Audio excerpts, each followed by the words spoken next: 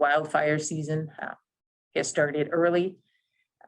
We know there are a number of fires burning around central and eastern Washington, which may begin to affect air quality here.